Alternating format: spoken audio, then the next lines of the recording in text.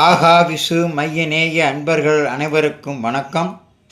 இன்றைய பகுதி கார்போதக கடல் பாகம் 2.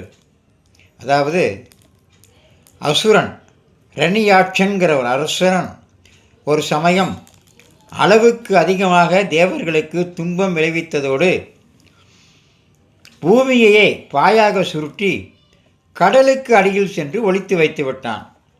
அதை அடுத்து இரணியாட்சனிடமிருந்து பூமியை மீட்டு தேவர்களையும் காப்பதற்காக விஷ்ணு பகவான் வெள்ளை வராகமாக, அதாவது பன்றியாக உருவெடுத்து சென்று அவனை வதம் செய்தார். அத்துடன் பூமியை தன் கொம்பில் தாங்கிக் கொண்டு அருள் புரிந்தார். விஷ்ணு பகவானின் அவதாரங்களில் இந்த வராக அவதாரம் 3வது அவதாரமாக சொல்லப்படுகிறது. இந்து புராணங்களில் கூறப்படுவதை பெரும்பாலானோர் ஏற்றுக்கொள்வதில்லை. ஏனென்றால் பூமிக்கு உள்ளேதானே கடல் இருக்கையில் எந்த கடலிலிருந்து விஷ்ணு போர் புரிந்தார் என்று சிலர் கேள்வி கேட்பது உண்டு. அத்தகைய கேள்வி கேட்பவர்களுக்கு இந்து மதம் மிக அற்புதமாக பதில் தெரிவிக்கிறது. அதாவது அந்த கடலின் பெயர் கார்போதக கடல் என்றும் அந்த கடல் மேலுலகில் உள்ளது, காஸ்மிக் ஓஷன் என்று கூறப்படுகிறது. கார்போதக என்றால் ஒளி உட்புக முடியாத என்று அர்த்தமாகும். கார்போதக கடல் என்பது விண்வெளியில் உள்ள கரும்பொருள் கடலாகும். அறிவியல் கூற்றின்படி அது ஓஷன் ஆஃப் டார்க் மேட்டர் என்று கூறப்படுகிறது.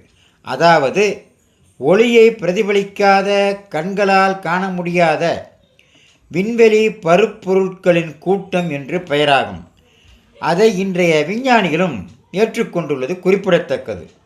இதைத்தான் வேதத்தின் ஒரு பகுதியான தைத்திரிய சம்ஹிதை கூறுவதில் இருந்தே அதன் உண்மையை அறிந்திடலாம்.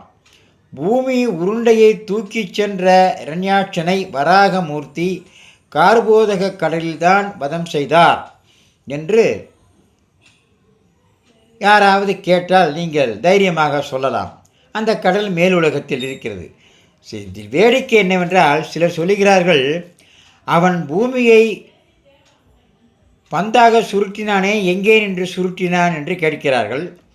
அப்படி சுருட்டியவன் கடலுக்குள் ஒளித்து வைத்து விட்டால் விஷ்ணு எப்படி அவனுடன் சண்டை புரிந்தார்? அவன்தான் பூமியை சுருட்டி விட்டானே, எந்த இடத்தில் நின்று சண்டை போட்டார் என்று பல விதமான சந்தேகங்கள்லாம் வரும். அந்த சந்தேகத்தை நிவர்ப்பது தான் இந்த கார்போதக கடல் என்கின்ற பகுதி.